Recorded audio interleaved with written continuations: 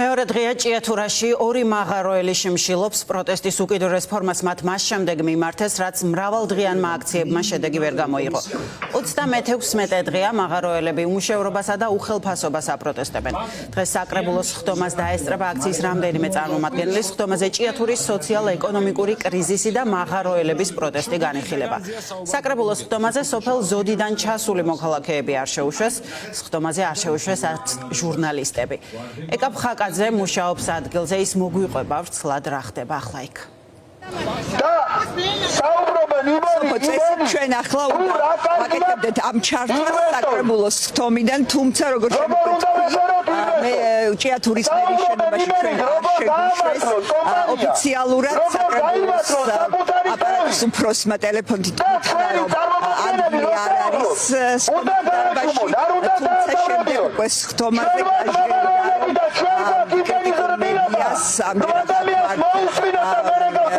ფორმულა ტევპიროები არენდობიან და ამიტომ არ იქნებიან დაშვებული ამ ხდომაზე. აქვე როგორც შენ უკვე თქვი, იყო სოფელ ზოდიდან წარმომადგენლები, ისინიც არ შეუშვენ მაშინ, როდესაც საკრებულოს ხდომა არის ყველასთვის ღია.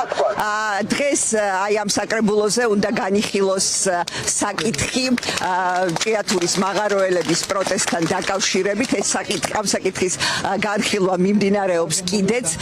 ჩვენ ჩავწერეთ ჭიათურის მაღაროელების წარმომადგენელი, სანამ ის ავიდოდა ამ ხდომაზე.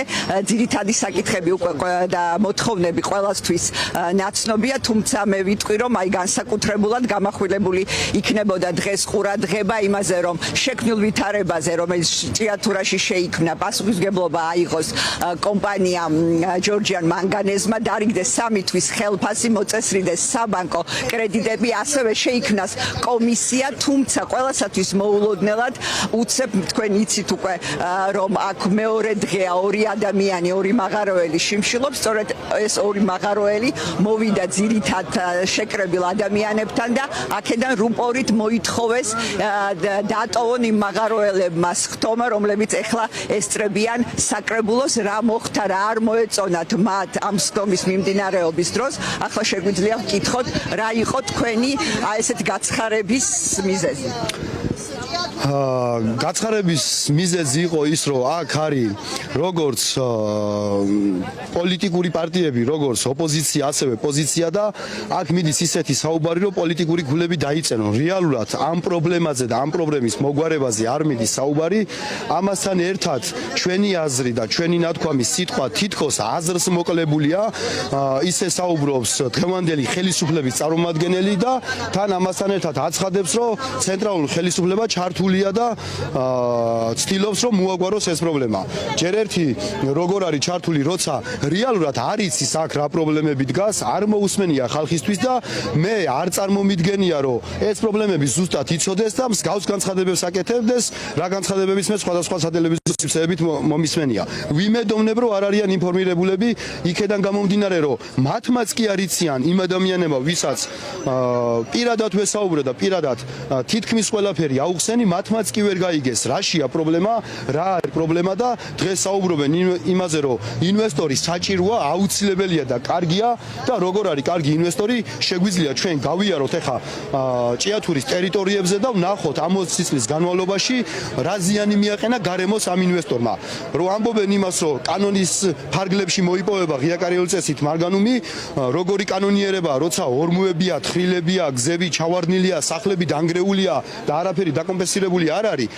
რა არის კანონიერი ამაში მე ვერ ხვდები და გამაღიზიანებელია ესეთი გამოსვლები, როცა ისევ ცდილობენ დღევანდელი ინვესტორი დარჩეს აქ და ისე მოგვარდეს პრობლემები, როგორც აქამდე გვარდებოდა. გულისხმობ იმას, რომ ვითომ გვარდებოდა იმ ეტაპისთვის რაღაცა დამაიმედებელი ნაბიჯი გადაიდგმებოდა, თუმცა შემდეგ ეს კიდევ უფრო დიდი პრობლემის მომტანი იყო. როგორც დღეს უფრო დიდი პრობლემის წინაშე ვდგევართ, ვიდრე აქამდე ყოფილვართ. აი გამოსავალი რა არის თქვენ?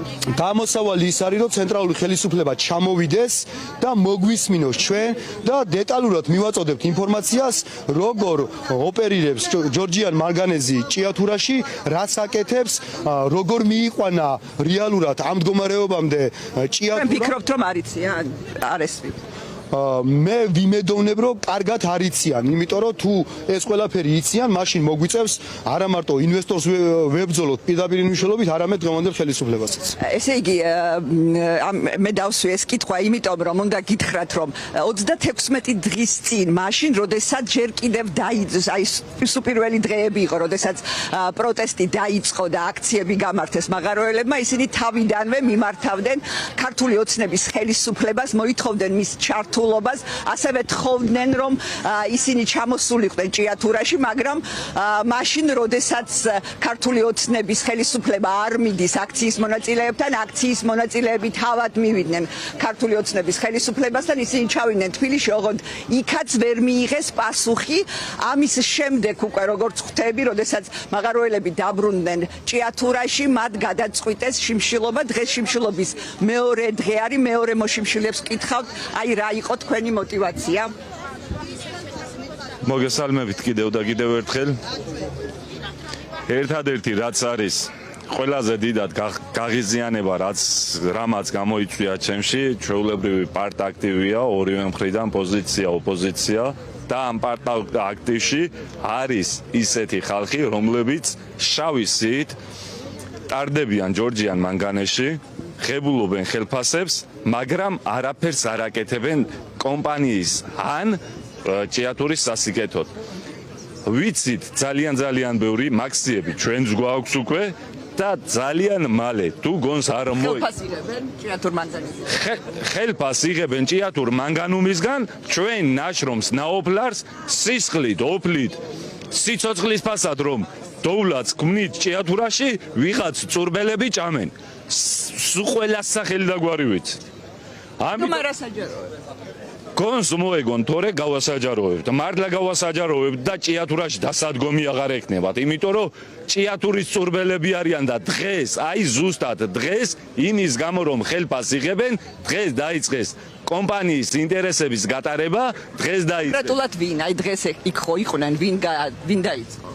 სახელებს და გვარებს შემდეგში მოვყვებით, თუ გონს არ მოეგებიან. დღესდღეობით თავ შევიკავებ. როდემდე აპირებთ? სანამ ცენტრალური ხელისუფლების წარმომადგენელი, ეკონომიკის სამინისტრო, ფინანსთა სამინისტრო, გარემოს დაცვის სამინისტრო და პრემიერი არ ჩამოვა და არ გაგვესაუბრება ამ პრობლემებთან დაკავშირებით, თუ რა გეგმა გვაქვს და თუ მათ რა გეგმა აქვთ, მანამდე ვაგრძელებთ შიმშილობას. მადლობა. გეტყვით ასევე რომ მაღაროელები კვირას გეგმავენ აქციას ჭორვილაში. მათ ჩვენ გვითხრეს რომ უნდა შეახსენონ ბიძინა ივანიშვილს, რომ მან 2012 წელს აქ დიდ აქციაზე ჭიათურაში დაპირდა ადგილობრივებს, რომ დაინტერესდება და იზრუნებს ჭიათურაზე და მაღაროელებზე და ასევე ის პასუხს გასცემს არა კეთილსინდისიერ ინვესტორებს. შეგახსენებთ რომ 3600-ზე მეტი ადამიანი, თვეზე მეტია დარჩა უმუშევარი, მათ 3 თვის ხელფასიც არა აქვთ აღებული.